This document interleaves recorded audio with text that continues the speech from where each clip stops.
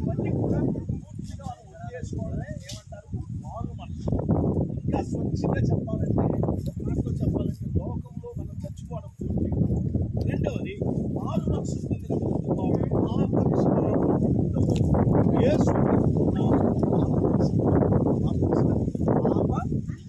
క్షమాపణ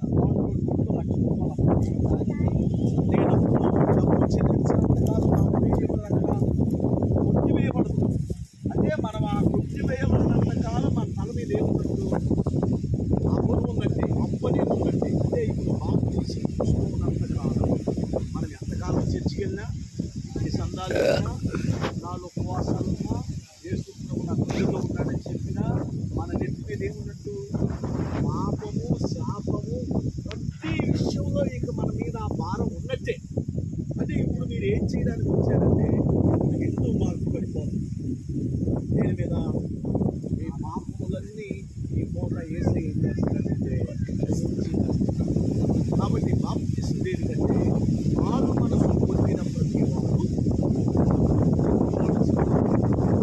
పాపక్షమాపణ కొరకు మీరేం తీసుకున్నారు బాప్తిసం. రెండవది గలతీ పత్రిక 5వ అధ్యాయంలో ఒక చక్కని మాట మనం చూస్తాం. గలతీ పత్రిక 5వ అధ్యాయంలో ఈ విధంగా వాక్యం చూస్తే బాప్తిసం పొందిన ప్రతి ఒక్కరు క్రీస్తు యేసును ధరించుకున్నారు అనే మాట.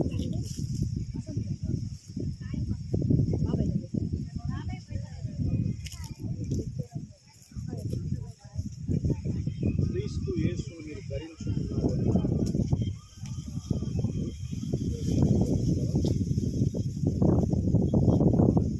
కాబట్టి బాప్తిసం పొందిన ప్రతి ఒక్కరు కూడా సంఘ సహవాసం చాలా ముఖ్యం. అపోస్తుల కార్యము 2వ అధ్యాయం ఏం చెప్తుందంటే అపోస్తులు బోధయందును, తర్వాత సహవాసమందును, రొట్టె విరుచుట యందును. అతను మీ ఆయననా? మరి వచ్చేటప్పుడు కనపడ్డా లేదు, అడగపోవచ్చుగా. నువ్వు ఎదురట్టే కదా వచ్చాడు, అదే అట్టే కదా. గలతీ 3:27 క్రీస్తు యేసులోనికి బాప్తిసము పొందిన మీరందరూ క్రీస్తుని ఏమై ఉన్నారు అంటే ఇప్పటి నుంచి ఇస్సాకను నేను బాప్తిసం తీసుకుంటే నా లోపలికి ఎవరు వస్తారు? అంతకుముందు చొక్కా తగిలించుంది అంటే యేసు క్రీస్తు అని బయట ఉన్నాడు. అది ఈ క్షణం నుంచి మీరు ఏం చేస్తారంటే ఆయన మరి ధరించుకున్నప్పుడు ఆయన గుణలక్షణాలు మనలో చేయాలి, మనం ప్రచురపరచాలి.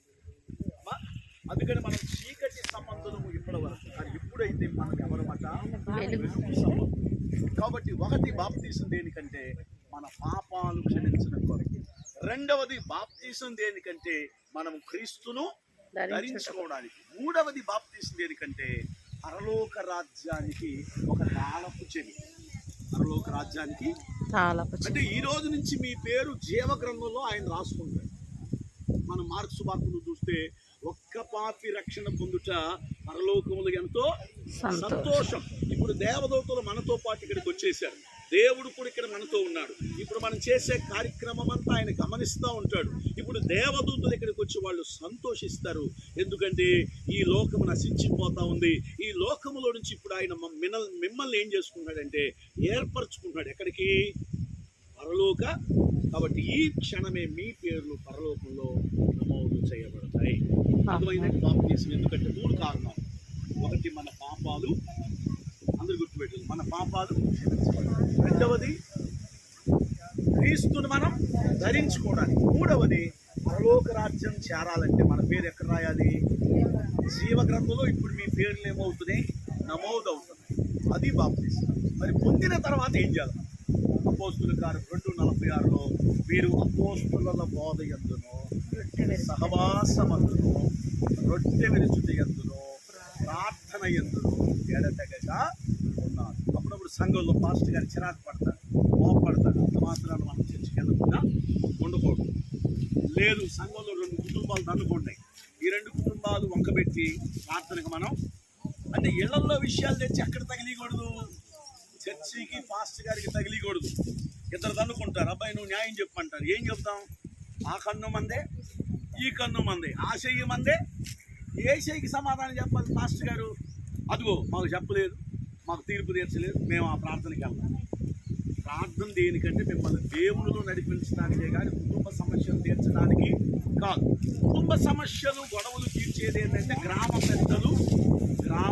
లేదా కుటుంబ పెద్దలు. వింటున్నారు నా మాటలు?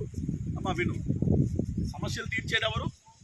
కుటుంబ పెద్దలు, లేకపోతే కుటుంబంలో ఉన్న వాళ్ళందరూ కూర్చొని లేకపోతే పెద్దలు పరిష్కారం చేసుకోవాలి తప్ప ప్రార్థనకి దానికి మనం ఏం చేయకూడదు. 100 గొడవలున్నా చర్చికి మాత్రం మనం మానుకోకూడదు. పాస్టర్ గారు కోప్పడినా, చిన్నోడో పెద్దోడో తెలుసో తెలియకో ఒకసారి మాట్లాడినా, నోరు జారినా అతని మీద మనం ఏముంచుకోకూడదు, మనసు ఉంచుకోకుండా. సేవకుడు అయితే మనల్ని మన తండ్రి లాంటి అనుకొని మనం సహవాసానికి వెళ్ళాలి, ప్రార్థనకి వెళ్ళాలి, ఖచ్చితంగా బల్లారాధనలో మనం చేయి వేయాలి. అన్నిటికంటే ముఖ్యంగా దేవుని సన్నిధిలో మీరు బలంగా ఉండాలి. ఇలా బాప్తీసం తీసుకొని మీరు మళ్ళీ తిరిగి లోకంలోకి వెళ్ళిపోయారు అనుకో, ఆ ఊరోళ్ళు ఏమంటారంటే అసలు వీళ్ళకి బాప్తీసం ఇచ్చినోడు ఎవడురా, ముందు మమ్మల్ని పట్టుకొని ఏమంటారు, ముందు వాడు ఎవడురా వీళ్ళకి బాప్తీసం ఇచ్చినోడు, వాడికి బుద్ధి లేదు అంటే ఇప్పుడు మీరు ఎవరిని తిట్టిస్తారు? ఎవరి నామానికి అవమానం వచ్చింది? సేవకుడికి వచ్చుద్ది, సంఘానికి వచ్చుద్ది, దేవుని కూడా. కాబట్టి నేను మళ్ళీ చెప్తున్నా, మీరు చాలా జాగ్రత్తగా ఉండాలి. ప్రార్థనలో, సహవాసంలో, భక్తి విరుచుకులో అన్నిట్లో నమ్మకంగా ఉండండి.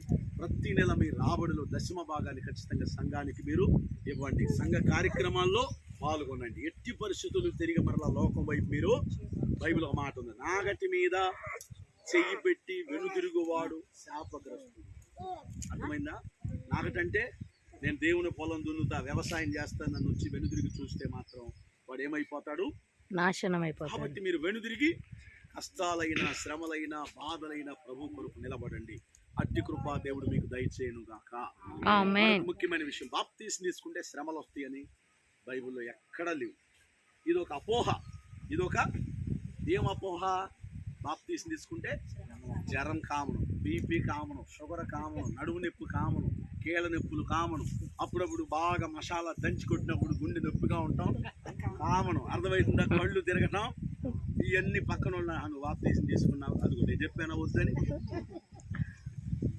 ఇవన్నీ బెత్తరేసే మాటలు, మనల్ని భయపెట్టే మాటలు. అసలు బాప్తీసానికి శ్రమలకి ఏమి సంబంధం? కేవలం మీరు ఏం చేస్తున్నారంటే నీ పాపాలు పొద్దుంతే అది ఇప్పుడు ఏం చేస్తున్నారు, చించి బయట యేసు తన రక్తం చేత మీ పాపాలన్నీ అడిగేస్తారు. అతి కృపా దేవుడు మీకు దయచేయను గాక. పాలుగా ప్రార్థన చేస్తారు. మనం బాప్తీసం ప్రార్థన. స్తోత్రం నాయనా, స్తోత్రం, స్తోత్రం. హల్లెలూయా, హల్లెలూయా, హల్లెలూయా, హల్లెలూయా, హల్లెలూయా. మహోన్నతుడైన మా తండ్రి, మహిమగలిగిన మా ప్రభువా, కృపాసత్య సంపూర్ణుడాని స్తోత్రం, స్తోత్రం, స్తోత్రం, స్తోత్రం. అయ్యా నీకు వందనాలు. అయ్యా సూర్య ఉదయం మొదలుకొని అయ్యా నీకు స్తోత్రం, స్తోత్రం, స్తోత్రం, నామమును బట్టి వందనాలు తండ్రి. ఇదిగో తండ్రి యెహోవా కన్నులు అయ్యా తండ్రి సర్వజనుల మీద నాయన అయ్యా చూచినట్టున్నావు, నీకు వందనాలు యేసయ్యా. పరిశీలించే దేవుడు, పరీక్షించే దేవుడు ప్రభువా. ఆమేన్. అయ్యా నీ యందు నాయన అయ్యా బలపరచడానికి, యథార్థవంతులను ప్రభా స్థిరపరచడానికి నాయన నీ కన్నులు మా మీద ఉంచినందుకు వందనాలు స్తోత్రం తండ్రి. ఇదిగో 2025 సంవత్సరంలో ఈ జూలై మాసంలో ప్రభా 28వ తారీఖున నాయన ఇదిగో వల్లేపాలెం గ్రామంలో మీ రాష్ట్రం ద్వారా ఒక సంఘాన్ని మీరు ఏర్పాటు చేశారు తండ్రి. నాయన కొద్ది కాలంలోనే అనేకులు నాయన నీ కొరకు రేగి మండి ప్రభా మేము దేవుని కొరకు బ్రతకాలి, దేవుని కొరకు జీవించాలని నాయన ఒక నూతన తీర్మానం తీసుకుని ప్రభా లోకములో నుంచి, చీకటిలో నుంచి, అంధకార బంధకాల నుంచి అయ్యా నీ ఇదిగోతండి ఆశ్చర్య వెలుగులోనికి వచ్చారు. నీకు ఈ రోజు నాయన అయ్యా మారు మనసు పొంది నాయన నేను దేవుడిగా అంగీకరించి విశ్వాసం ఉంచి నాయన రక్షణ పొంది నాయన ఓ పాప క్షమాపణ నిమిత్తము నాయన అయ్యా రక్షణ మారు మనసు బాప్తీసానికి సిద్ధపడ్డారు ప్రభా. అయ్యా నమ్మి బాప్తీసం పొందిన వాడు రక్షించబడు, నమ్మని వానికి శిక్ష విధించబడును. నీ మాటలు విన్న ఈ బిడ్డలందరూ కూడా నాయన నీవే లోక రక్షకుడు అని, రాబోతున్న దేవుడు అని అయ్యా నీ రాజ్యములో నాయన మాకు నిత్య జీవం ఉందని అయ్యా మా పేరులన్నీ నీ జీవ గ్రంథంలో రాయబడ్డాయని ప్రభా నమ్మారు ప్రభా. నీ ద్వారా మాకు నిత్య జీవము కలుగుతుందని నాయన నమ్మారు ప్రభా. ఓ నేను నమ్మారు కాబట్టి నాయన వారు నాయన ఈరోజు రక్షణ పొందడానికి సిద్ధపడినందుకు స్తోత్రాలు. ఈ రక్షణ ఆయన చివరి వరకు కొనసాగించే కృప దయచేయండి ఆయన. బాప్తీసు ద్వారా నిన్ను ధరించుకున్న బిడ్డల ప్రభా నీ ఆత్మ ప్రత్యక్షత కలిగిన ఆయన ఆత్మ ఫలముల చేత వరముల చేత నింపబడాలి. ఓ నీ వాక్యము చేత నడిపించబడాలి ప్రభా. ఆనాడు అపోస్తుల కార్యంలో ఆయన ఆది అపోస్తుల సంఘంలో నాయన ఇదిగో తండ్రి సంఘము దినదినము విస్తరించడానికి కారణం ప్రభా వారందరూ నాయన బాప్తిసం పొందిన వారందరూ సంఘమ కూడిన వారందరూ కూడా నాయన సహవాసంలో ప్రార్థనలో రొట్టె విరుచుట్లో వారు ఎడతగ్గా ఉన్నారంట ప్రభా. ఈ సంఘానికి దూరంగా ఉండకూడదయ్యా. సంఘ సహవాసాల్లో కూడికల్లో నాయన గృహ కూడికల్లో ప్రతి నాయన ఉపవాస ప్రార్థనలో నాయన ప్రతి ప్రార్థనలో ప్రభా అయ్యా ఎబ్రి గంధకంత చెబుతున్నట్లు నాయన కొందరు నాయన అయ్యా వారు మానుకుంటున్నారు తండ్రి. అలా మానక నాయన సంఘంలో సహవాసంలో కలుసుకుని బిడ్డలుగా ఉంచండి నాయన. ఏ పాపములు శాపములు అలా ఎనదిరిగి చూడకుండా అయ్యా లోతు భార్య వలె నాయన వినివైపు పాపం వైపు చూడకుండా నాయన అయ్యా ముందుకు సాగిపోయే కృప దయచేయండి నాయన. ఇంత గొప్ప సాక్షి సమూహము నాయన మేఘం వలె మమ్మల్ని ఆవరించినందున ప్రతి భారమును సులువుగా చిక్కులు పెట్టి పాపమును విడిచిపెట్టి విశ్వాసముకు కత్తియు దాన్ని కొనసాగించేవాడైనా యేసు వైపు చూచుచు నాయన మీ వైపు చూస్తూ వారి విశ్వాస జీవితంలో ముందుకు నడిచే గొప్ప భాగ్యాన్ని దయచేయండి. ఈ రక్షణ వారికి వారి కుటుంబానికి వారి తరతరములకు కలుగునుగా కానీ కొందరు సందులో పచ్చని ఒలివ చెట్టు వాళ్ళ బిడ్డలు వర్తులుదురుగాక, లేబన వృక్షం వల్ల ఎదుగుదురుగాక. ఓ తండ్రి అయ్యా బిడ్డలనైనా తృప్తిపరచబడుదురుగాక. సన్నిధిలో నాటబడిన వారై అరుణోదయ గర్భములో ఉదయించిన నీతి సూర్యుని పోలిన వారై నీ కొరకు రోషం కలిగిన బిడ్డలుగా నాయన తండ్రి తృప్తిపరచండి, నడిపించండి, గొప్ప కార్యములు జరిగించండి. వారి చేతి పనులు దీవించండి, వారి పంట పొలాలు దీవించండి అయ్యా, వారి వ్యాపారాలు దీవించండి అయ్యా, వారు ఏ చేస్తున్న వారి పనులన్నీ దీవించండి ఆయన. ఇదిగో తండ్రి యవన బిడ్డలు ఉన్నారయ్యా అయ్యా, వారి భవిష్యత్తును ధన్యంగా మార్చండి అయ్యా. యవన కాలములు నాయన ఇప్పుడు ఎడమ తొట్టిల్లకుండా ఓ తండ్రి పిలిపి కుమార్తెల వలె నాయన ఓ నీ కొరకు రోషంగా నిలబడ్డానికి నాయన, ఎంత కుమార్తె వలె నీ కొరకు రోషంగా నిలబడ్డానికి అయ్యా ఇదిగో తండ్రి నిలబెట్టమని అడుగుచున్నా నీకు. ఏ శోధనలో పడిపోకుండా నాయన నీ కొరకు నాయన ఎస్తేరు ఋతు వలె నాయన యోధులుగా విశ్వాస వీరులుగా వాక్య జ్ఞానం కలిగిన వారుగా నాయన ఆత్మ ప్రత్యక్ష బిడ్డలుగా దయచేసి మీరు తినిపడి నాయన బిడ్డలందరినీ మీ చేతికి అప్పగిస్తున్నాం నాయన. ఇదిగో తండ్రి అయ్యా 99 మంది నీతిమంతుల కంటే ఒక పాపి రక్షణ పొందుక పరలోకములో ఎంతో సంతోషం నాయన. ఈ రోజు నాయన ఆకాశము తెరవబడి ఓ ఈ గొప్ప కార్యములు దేవదూతల సైతం తప్పి చూస్తున్నందుకు వందనాలయ్యా. బిడ్డల పేర్లన్నీ నేడే నాయన జీవ గ్రంథములో లిఖించబడుతున్నందుకు స్తోత్రాలు నాయన. పనులు చేయివేసి నీతో వరకు పాలు భాగస్తులుగా చేసినందుకు వందనాలు. కృప తోడుగురించి నడిపించి మహిమ పొందమని యేసు క్రీస్తు శక్తి కలిగిన నామమున ప్రార్థన చేస్తూ బిడ్డలు దీవిస్తూ మీ చేతిని అప్పగిస్తూ భక్తి సంతోషపడుతున్నాము.